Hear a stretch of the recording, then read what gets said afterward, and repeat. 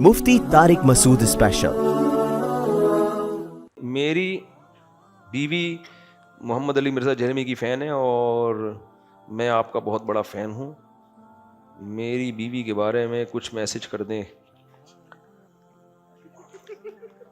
एक साहब ने मुझे कहा कि आप लोग कहते हो केकड़ा खाना जायज़ नहीं है ना इमाम हनीफा के नज़दीक। अब किसी की शादी हो गई किसी शाफ़िई लड़की से तो वो तो केकड़ा खा रही होगी, हनफी केकड़ा नहीं, तो ये घर चलेगा कैसे?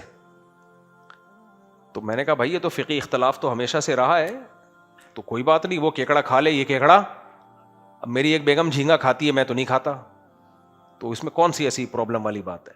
अब आपकी शाफी में शादी हो गई, वो एक रकत फितर पड़े, आप हनफी हो, आप 3 रकत, इसमें कौन सा तूफान आ गया? तो सहाबा में भी इख्तलाफ था ना भाई। असर की नमाज कुछ सहाबा ने पढ़ ली, कुछ ने कहा नहीं हदीस का ये मतलब नहीं, ये मतलब है, हम वहाँ जाके पढ़ेंगे तो ख़त्म। इतने कोई इतनी वो मसला नहीं है कि कोई बहुत बड़ा इशू नहीं है। तो अगर वो मिर्ज़ा जहलमी को सुन रही है तो वो सुनती रहे।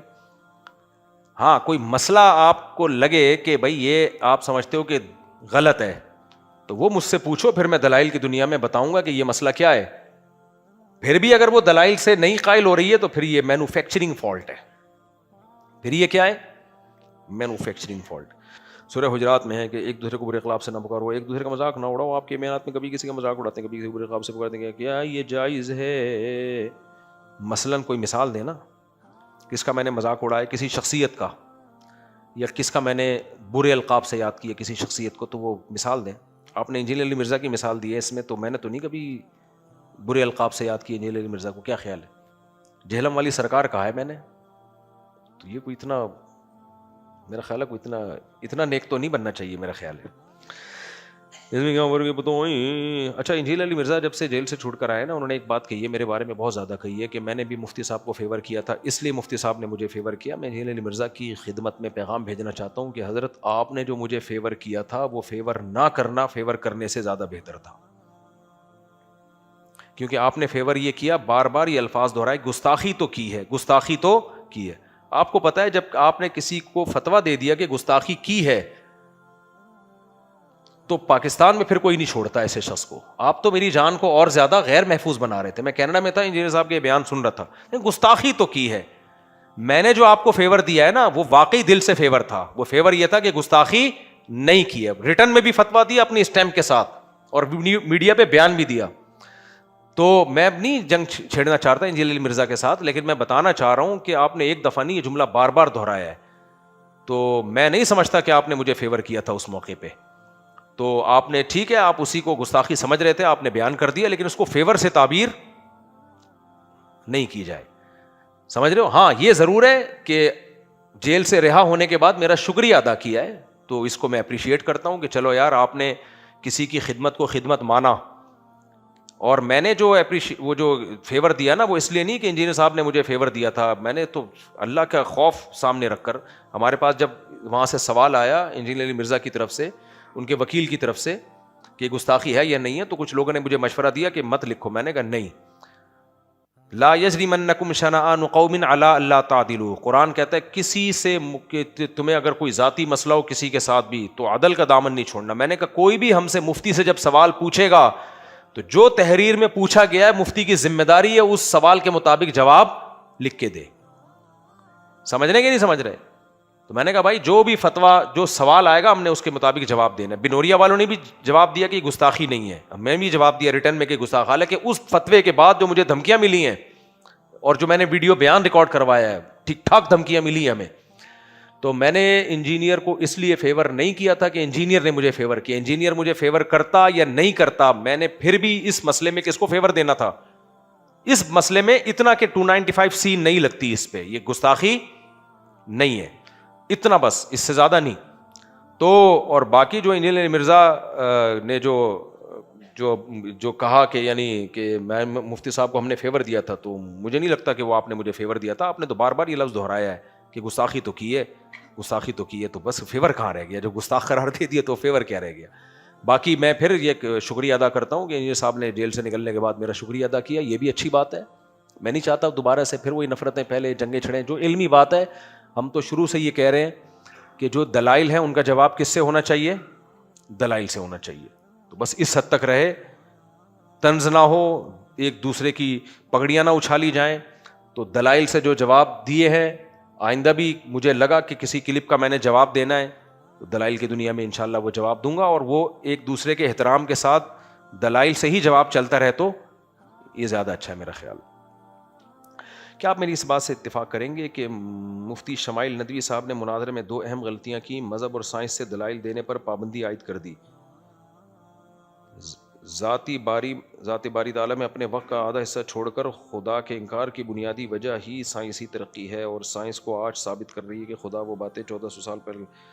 اس کو مفتی صاحب اپنی، دیکھو میں نے ان کا پورا مناظرہ سنا نہیں ہے، پورا بہت لمبا ہے چونکہ میں نے اس لیے سنا نہیں ہے تو، لیکن اس کے رسپانس بہت اچھا آیا ہے، اور جو چند کلپ میرے سامنے آئے وہی میں نے سنے تو مجھے بہت اچھا لگا کہ وہ انہوں نے اپنے ٹاپک کو فوکس کیا ہے کہ بھئی بات خدا کے وجود پر ہوگی اور مذہب سے دلیل نہیں ہوگی، تو ظاہر ہے کیونکہ سامنے والا مذہب کو نہیں مانتا نا، وہ تو سائنس کو مانتا ہے، تو اس حد تک تو مجھے ٹھیک لگا ہے۔ باقی جب اتنی بڑی بڑی بحثیں ہوتی ہیں تو کچھ نہ کچھ تھوڑا بہت، جو مجھے ایک چھوٹی سی چیز لگی وہ انگلش کا غیر ضروری استعمال، وہ مجھے لگا کہ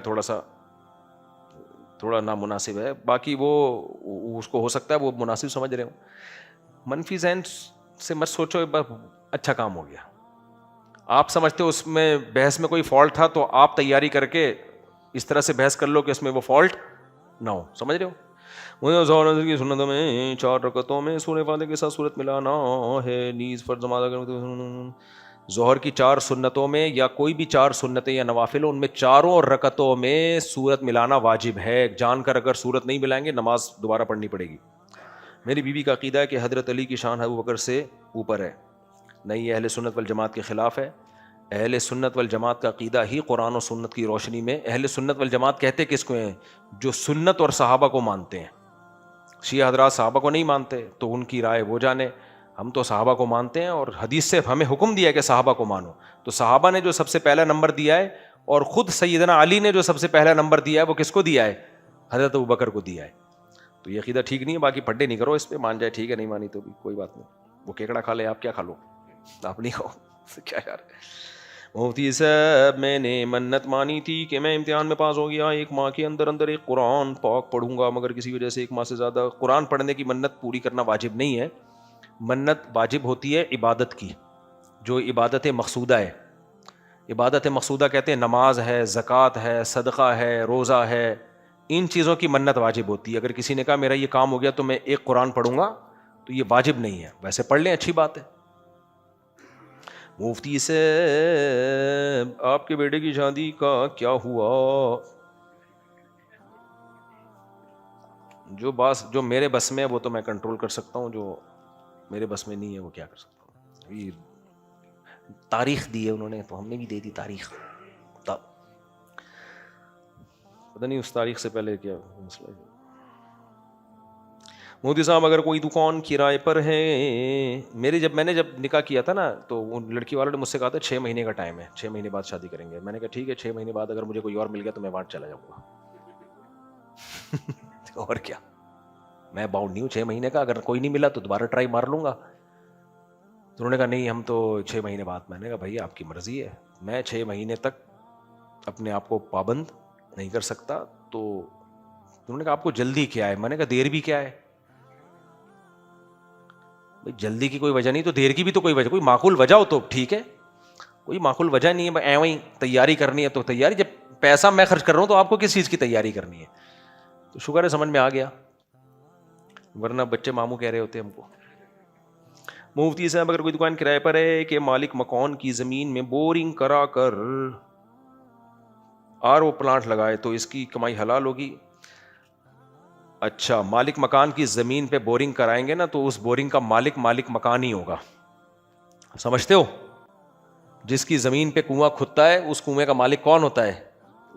تو مالک مکان کسی بھی وقت آپ کو نکال سکتا ہے کہ پتلی گلی سے نکلو۔ تو کیوں کسی کی زمین پہ وہ کام کر رہے ہو کہ لوگ یہ حرکت کر رہے ہوتے ہیں، اب ابا کی زمین ہے اس پہ اپنا گھر بنا لیا، اب پریشان ہوتے ہیں، یہ گھر تو ہم کہتے ہیں وراثت ہے بھائی، یہ تو ابا کی زمین تھی، کہہ رہے گھر تو میں نے بنایا تو اٹھا کے لے جا اپنا گھر۔ وہ کہہ رہے ہیں میں کہاں لے کے جاؤں، یہ تو سریے کی قیمت، ہم کہہ اب آپ کو سریے کی قیمت ہی ملے گی، کباڑ کی قیمت ملے گی اس پہ۔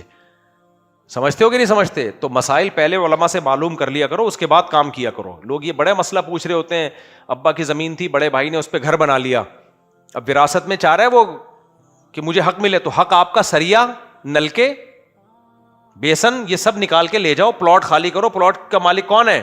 وارث ہیں. سمجھتے ہو کہ نہیں سمجھتے؟ یا تو کوئی آپس میں سلو صفائی کر کے وہ راضی ہو جائیں اپنا حق چھوڑنے پر, ایک الگ بات ہے, ورنہ شرعی مسئلہ یہی ہے کہ شرکا کہیں گے بھائی تو نے اوپر کی عمارت ساری تیری ہے تو لے جا اوپر کی عمارت.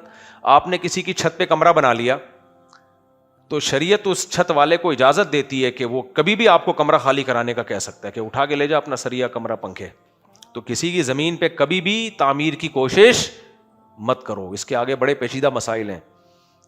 ڈاکٹر اسرار احمد صاحب کی نظریہ درست ہے کہ آج کا مسلمان شریعت کے تمام احکاموں کو پورا کرنے کے باوجود رب تعالیٰ کی نظر میں مجرم ہے جب تک کہ موجود نظام کو دل سے برا نہ سمجھتا ہو اور اسے بدلنے کی خاطر جد و جہد نہ کرتا ہو. بالکل بات درست ہے, نظام کو بدلنے کی جد و جہد کرنی چاہیے, لیکن کرنی کیسے چاہیے یہ ایک اہم مسئلہ ہے. تو جیسے میرا پورا بیان اس پر ہوا نا, ابھی کوئی پیکج ہو اس کے حساب سے نظام کو بدلنے کی کوشش کریں. آپ کے پاس کوئی پیکج نہیں ہے تو ہوائی باتیں والی بات پھر صحیح نہیں ہوگی. کوشش کرنی چاہیے, لیکن جو میں نے طریقہ بتایا ہے وہی سوٹیبل طریقہ ہے. مودی صاحب میرا سوال یہ کہ نبی کریم صلی اللہ علیہ وسلم کا جنازہ کس نے پڑھوایا تھا؟ نبی کا جنازہ ہوا ہی نہیں ہے. اس میں بہت سی حکمتیں علماء نے بیان کی ہیں. میری نظر میں جو سب سے اہم حکمت ہے وہ یہ ہے کہ نبی جنازہ ہوتا ہے دعائے مغفرت کے لیے, اور نبی کے لیے مغفرت کی دعا کی اجازت نہیں ہے. نبی کا یہ پروٹوکول ہے, کیونکہ مغفرت کا مطلب کیا ہوتا ہے؟ دیکھو نبی پہ ہم درود پڑھتے ہیں, رحمت کی دعا نہیں بھیجتے. ہم یہ نہیں کہتے اللہ رحم اللہ محمدن صلی اللہ علیہ وسلم, اللہ محمد صلی اللہ علیہ وسلم پر رحم کرے, یہ نہیں ہم دعا کرتے. ہم صلی اللہ علیہ وسلم کے اپنے مرحومین کو ہم کہتے ہیں رحمہ اللہ, اللہ ان پر رحم کرے, لیکن نبی پر درود ہے, رحمت نہیں ہے. وجہ کیا ہے کہ وجہ جو سرسری غور سے سمجھ میں آتی ہے وہ یہ ہے کہ رحمت جب ہم لفظ یوز کرتے ہیں تو اس کا مطلب ہوتا ہے اگلا کسی مشکل میں ہے. رحمت میں ترس کا مادہ ہے, کہتے ہیں یار اس پہ رحم کرو. کیا مطلب؟ یہ بڑی قسم پرسی کی حالت میں ہے, اس پہ آپ کیا کریں؟ رحم کریں. یہی ہے نا مطلب. تو یہ میرے اور آپ کے بارے میں تو کہا جا سکتا ہے کہ پتہ نہیں وہاں جا کے قبر میں ہو کیا رہا ہے ہمارے ساتھ, اللہ تو رحم کرنا, ان کے گناہوں کو معاف. نبی کا اللہ نے اتنا اونچا مقام رکھا ہے کہ ہمیں یہ نہیں ہے کہ اللہ نبی پر رحم کر, بلکہ ہمیں یہ کہ درود کہتے ہیں اضافی رحمتیں, اضافی اللہ کی طرف سے اضافی جو پروٹوکول ہے. تو یہ نبی کی شان کے خلاف سمجھا گیا ہے نبی کے لیے رحمت کی دعا کرنا. ضمنی طور پر کہیں ہو تو, لیکن باقاعدہ جو نبی کے لیے الفاظ یوز کرنے کا ہمیں حکم دیا وہ درود ہے, صلی اللہ, صلات کا لفظ ہے, رحمت کا لفظ نہیں ہے. سمجھتے ہو کہ نہیں سمجھتے؟ ہاں اللہ نبی پر رحم کرے گا خود سے, ہمیں اللہ نے درود کا حکم دیا. تو نماز جنازہ جو پڑھا جاتا ہے وہ مغفرت کے لیے, کہ گناہوں کو اللہ معاف کر دے. تو یہ اللہ اور نبی کا معاملہ ہے. ہمیں حکم یہ ہے کہ بھائی نبی کے لیے مغفرت کی دعا تم نہیں کر سکتے, اس لیے کہ اس میں یہ تصور جائے گا گویا معاذ اللہ نبی سے غلطیاں ہوئی ہیں اور خطرہ ہے کہ آگے عذاب نہ ہو جائے تو اللہ سے مغفرت کی دعا مانگو. نہ. تو اس لیے ہر ایک کے لیے جنازہ ہوتا ہے, نبی کے لیے جنازہ نہیں ہوتا. تو نبی کے لیے ہوا کیا ہے؟ درود و سلام پڑھا گیا ہے. آپ صلی اللہ علیہ وسلم کی جو آپ کا جو جسد مبارک ہے وہ رکھا گیا, اور صحابہ کرام جوق در جوق آتے رہے اور درود و سلام پڑھ کے جاتے رہے. اب وہی بات ہے, مثبت سوچو گے تو یہی بات ہے, منفی سوچو گے تو جو صحابہ کے خلاف ہیں, جو بغض نکالتے ہیں, وہ پھر الٹی باتیں کر رہے ہوتے ہیں, جنازہ نہیں پڑھا اور یہ ہوئے وغیرہ وغیرہ جو فضول باتیں چل رہی ہوتی ہیں. تو بھائی صحابہ سے زیادہ نبی پہ نبی کا کون چاہنے والا تھا؟ اور نبی صلی اللہ علیہ وسلم کے جو تاخیر ہوئی ہے نا دفنانے میں, اس تاخیر کو عام جنازوں پہ قیاس نہیں کیا جا سکتا. نبی کے جنازے میں تاخیر جو ہوئی ہے دو وجہ سے. نمبر ایک, انبیاء کا جسم خراب نہیں ہوتا, ذرہ برابر تغیر نہیں آتا اور حسن پیدا ہو جاتا ہے اس میں. جبکہ ہمیں جو میت کو دفنانے کا حکم ہے وہ اس لیے کہ برف خانوں سے بچاؤ اور جلد سے جلد دفناؤ, کیونکہ تغیر میت میں تبدیلی آنا شروع ہو رہی ہے, چہرے کی رونق ختم ہو رہی ہے. انبیاء کے چہرے کی رونق تو بڑھتی چلی جاتی ہے. تو وہ اگر کبھی بھی نہ دفنایا جاتا تو بھی نبی صلی اللہ علیہ وسلم کا چہرہ انور اسی طرح چمک رہا ہوتا جیسے زندگی میں, بلکہ اس سے بھی زیادہ. اور دوسری وجہ یہ تھی کہ صحابہ کو یہ خطرہ تھا کہ اگر ہم نے دفنا دیا تو خلافت کے مسئلے میں اختلاف نہ پیدا ہو جائے کہیں. تو خلافت کا مسئلہ یعنی مسلمانوں کا ایک امیر پہلے بن جائے, اس کے بعد ہم جنازہ دفنائیں گے, کیونکہ یہ زیادہ اہم ہے. کیونکہ تلواریں نہ چلنا شروع ہو جاتی نا جب کوئی امیر نہیں ہوتا. نبی کے دنیا سے جاتا ہی کوئی بھی امیر نہیں ہے نا اب, تو کوئی بھی دشمن فائدہ اٹھا کے حملہ کر دے, کچھ بھی کر دے, تو پہلے امیر کا وجود کیا ہے, ضروری ہے. تو اس لیے حضرت ابوبکر کا پہلے انتخاب کیا, سب نے ان پر بیعت کی, اس کے بعد آپ صلی اللہ علیہ وسلم کو دفن کیا گیا. تو وہاں تاخیر میں یہ 2 وجہ تھی. ہمارے یہاں جو تاخیریں ہو رہی تھیں ان میں کوئی یہ وجہ, ان میں سے ایک وجہ بھی نہیں ہوتی. اگر ایک شخص بیوی سے کہے میں نے آپ کو طلاق دی تو اس سے کتنی طلاقیں واقع ہوں گی؟ متکلم کہتے ہیں نیت 1 طلاق کی تھی, 1 طلاق ہوگی, کیونکہ طلاق کے لفظ میں دی کو تکرار کیا نا, دی یعنی اسی 1 طلاق کو تاکید کر رہا ہے اس کی, تو اس لیے 1 طلاق ہوگی اگر اس کی یہ نیت تھی 1 طلاق کی. ابھی میرے پاس ایک صاحب آئے کہتے ہیں اچھے بھلے باریش آدمی, مجھے کہنے لگے میں نے اپنی بیوی کو بولا میں نے تمہیں طلاق دی, میں نے تمہیں طلاق دی, میں نے تمہیں طلاق دی, اور میری نیت طلاق کی نہیں تھی, میں تو ویسے ہی کہہ رہا تھا. میں نے کہا یار آپ سفید ریش ہو, بڑی عمر ہو گئی آپ کی, اور دیندار ہو, نماز پڑھتے ہو, تو کہہ رہے ہیں میں جہاں سے بھی فتویٰ لے رہا ہوں وہ کہہ رہے ہیں طلاقیں ہو گئی ہیں, یہ میں نے تو ویسے ہی دی تھی. تو یہ بھی ہے دنیا میں, ایسا بھی چل رہا ہے مارکیٹ میں. تو میں نے کہا ہو گئی ہے, یہ تو کوئی طلاق میں تھوڑی مذاق چلتا ہے یار. لوگ کہتے ہیں اسلام اتنا سخت کیوں ہے؟ بھائی اسلام کے اصول مضبوط ہیں, ورنہ طلاقیں دے کے لوگ کہہ سکتے تھے میں تو ویسے ہی دے رہا تھا. عورت ساری زندگی کنفیوز رہتی کہ پتہ نہیں دی ہے کہ نہیں دی ہے. تبھی نکاح میں بھی شریعت نے کہا ہے کہ اگر قبول کر لینا تو مذاق میں بھی ہو جائے گا قبول. ایسے کتنے کیسز آتے ہیں, لڑکی کہہ رہی ہوتی ہے میں نے تو ہاں کر دی تھی, میں تو مجبور تھی. ہم کہتے ہیں بھائی آپ جو بھی تھی, جب آپ نے ہاں کر دی تو نکاح ہو گیا. کہ نہیں میری جب دل سے راضی نہیں تھی, تو دل سے راضی نہیں تو منہ سے نہیں پھوٹتی نا. کہ نہیں میں تو مجبور تھی. بھائی مجبور تو اب شریعت میں اگر یہی ہو جائے کہ ہاں جی, تو کیا پتہ چلے گا؟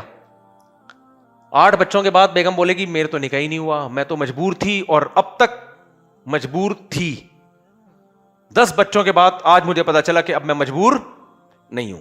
تو اس لیے اسلام نے نکاح اور طلاق میں زبان پہ حکم کا مدار رکھا ہے, آپ کے دل پہ حکم کا مدار رکھا ہی نہیں ہے. زبان سے جو بولو گے وہی سمجھا جائے گا. اگر مجبور ہو, نہیں شادی کا دل چاہ رہا تو وہیں اڑ جاؤ, نہیں کرنی ہم نے. ابا کو بول دو نو, اس وقت تو ہاں, اس کے بعد جمشید پسند نہیں آیا تو میں کیا تھی. تو یہ نہیں ہوتا, ہم لوگ کا مستقبل خطرے میں پڑ جائے گا بھائی. کیا خیال, کسی بھی وقت بول دے میں تو مجبور تھی. اچھا ایک اور کام بڑا زبردست آج کل یہ بھی ہو رہا ہے, واقعات جو میرے سامنے آ رہے ہوتے ہیں نا, پھر میں بیان میں لاتا ہوں تاکہ پتہ چلے مارکیٹ میں چل کیا رہا ہے. یہ بہت ہو رہا ہے. شادی پہ لڑکی راضی نہیں تھی یا لڑکا راضی نہیں تھا, شادی ہو گئی, پہلی رات میں بیگم کو بول دیتا ہے کہ میں تو بس خوش نہیں تھا, میرے ابا کا فیصلہ تھا. تو میں ایسی لڑکیوں کو کہتا ہوں رکھ کے چماٹ تھوپ دیا کرو اس کے. جو مرد پہلی رات میں یہ بولے کہ یہ میرا فیصلہ نہیں ہے, میرے پیرنٹس کا فیصلہ ہے جس کی وجہ سے میں نے تم سے شادی کی, یہ بڑی بےغیرتی والا جملہ ہوتا ہے. بالفرض آپ کے پیرنٹس کا بھی فیصلہ تھا, اس کو کیوں بتا رہے ہو کہ میری پسند سے نہیں ہوئی؟ اس کا مطلب آپ نے بتا دیا کہ میں تمہارے ساتھ ٹائم پاس کروں گا, بس یہی مطلب ہوا نا. اس کے دل پہ آرے چلتے ہیں بھائی, آپ نے رپورٹیں پیش کرنا شروع کر دی. بھائی اگر آپ کو نہیں تھے تو پیرنٹس کے سامنے اڑ جاتے, آپ اڑے نہیں ہو. ایک بچی کی زندگی تباہ کر دی, اس کے باپ نے رخصت کر کے بھیجا, شادی پہ ان کا لاکھوں کا خرچہ ہو گیا, جہیز آ گیا, مہر آ گیا, قاضی کی فیس ہو گئی, سب کچھ ہو گیا, اور پہلی رات میں بولے ایکچولی میں مجبور تھا. تو چماٹا بنتا ہے کہ نہیں بنتا؟ پاگل کا بچہ, تو کیا باتیں کر, اور اسی وقت گھر چلی جاؤ. بولے ٹھیک ہے, جب آپ اپنی خوشی سے رخصت کر کے لانا ہوگا لے آنا, فی الحال میں اپنے ابا کے گھر بیٹھی ہوئی ہوں. عورت کے لیے مشکل کام ہوتا ہے یہ, لیکن یہ بہت بغیرتی والی بات ہے. اسی طرح عورت بھی کہے نا رخصت ہو کے آ گئی گھنی میں, میرے ایکچولی میں تو خوش نہیں ہوں, تو اس کو ہلکا مت لیا کرو, کیونکہ زندگی بھر پھر وہ ستائے گی آپ کو. بولو بھائی جب آپ خوش نہیں تھی تو لڑ لیتی نا, کہتی میں سوسائٹی کے ہاتھوں کیا ہوں, مجبور. تو جب مجبور ہو, بالفرض اپنے آپ کو مجبور سمجھتی ہو, تو مجبوری میں پھر مجھے ایکسیپٹ کر لیتی نا, منہ سے یہ پھوٹنے کی کیا ضرورت تھی؟ تو یہ بڑی بغیرتی والی باتیں ہوتی ہیں. شروع میں بول دینا میں مجبور تھا اور یا میں مجبور تھی, اگلے کے ساتھ کھیل رہے ہو یار. تو اس لڑکے کا کتنا خرچہ ہو گیا, اس کا وہ ولیمہ, وہ دوست منہ دکھانے. ہمارے ایک دوست کے ساتھ ایسا ہی ہوا, شادی ہوئی ہے, اتنا خرچہ ورچہ ہو گیا, سب مبارکباد. بیگم نے بول دیا میرا فیصلہ نہیں, میرے باپ کا فیصلہ تھا. اگلے دن مسکراہٹیں چھن گئی اس کی, مجھ سے مل رہا ہے ایسے نا جیسے نہیں نفسیاتی مریض ہوتے. میں نے کہا اس کو ہو گیا ہے. تو پھر اس نے مجھے اپنے دل کی بات بتائی کہ یہ ہوا ہے.